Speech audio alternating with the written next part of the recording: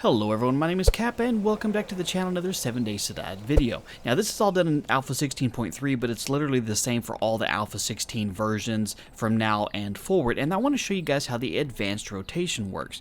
I've had a lot of people ask me questions like, hey Cap, how did you get the wood spikes to stick on the wall? Because when I try and put them on there, it's just putting it upright and it doesn't work right. If I left click all day long, it's just going to spin around in circles.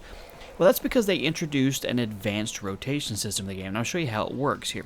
When you have an item that you want to place down, it really can be harder to tell with this spike, but I'll show you in just a second. If you hold down the R key, now you're going to see these different options here. You got simple, which is the base rotation that's by default. When you click on simple rotation, it's going to rotate just like you're used to. While holding R, if you click on face rotation, what this means is this is going to allow you to rotate the item based on the block that it's pointing on. And then it's going to rotate on its face on this block. So on the ground, it's going to point up.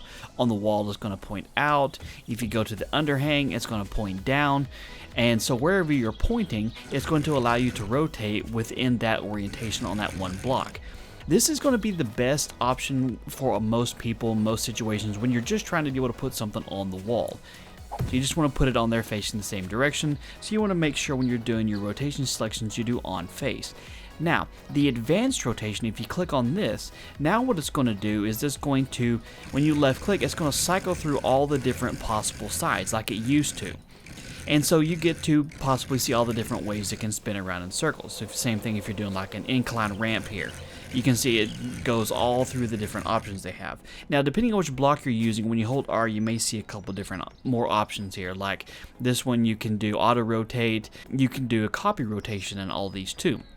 Now, what copy rotation does is, let's say I have this wood frame ramp already up here, and I have it upside down, facing just like that, and I want to go all the way down the wall here. Well, when I get this, it's like, well, it's facing the wrong direction, and I don't want to have to cycle all the way through these trying to get it to line back up again, because it's a huge pain in the butt.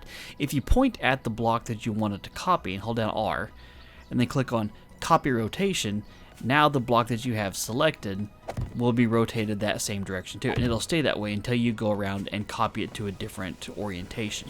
So that's what the copy rotation button does here. So basically, you got simple rotation, which is what you're going to use most of the time by default unless you've changed it. Advanced rotation, which is what cycles through the entire different options you have just by left clicking. You got on face, which is probably going to be the best solution for you if you're trying to place blocks on walls and inclines and stuff, because it's going to rotate the block based on what it's pointing at here. It'll save you a whole lot of time trying to rotate.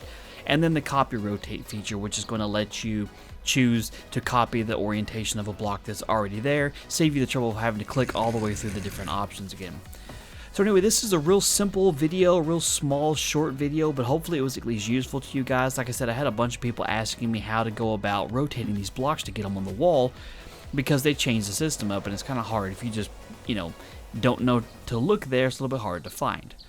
So, if you find the video useful, do me a favor and hit that thumbs up down below the video. If you have any questions or concerns or comments, drop it in the comment section and I'll try and help you out. If you're not already subscribed to the channel and you want to, make sure you don't miss out on future videos. Be sure to subscribe. Thank you guys for all the support on all the videos, and welcome to all the new subscribers. Be sure to check out all the links in the video description if you want to follow me in other places. Thank you guys for your time. You have a wonderful day, and I'll talk to you later.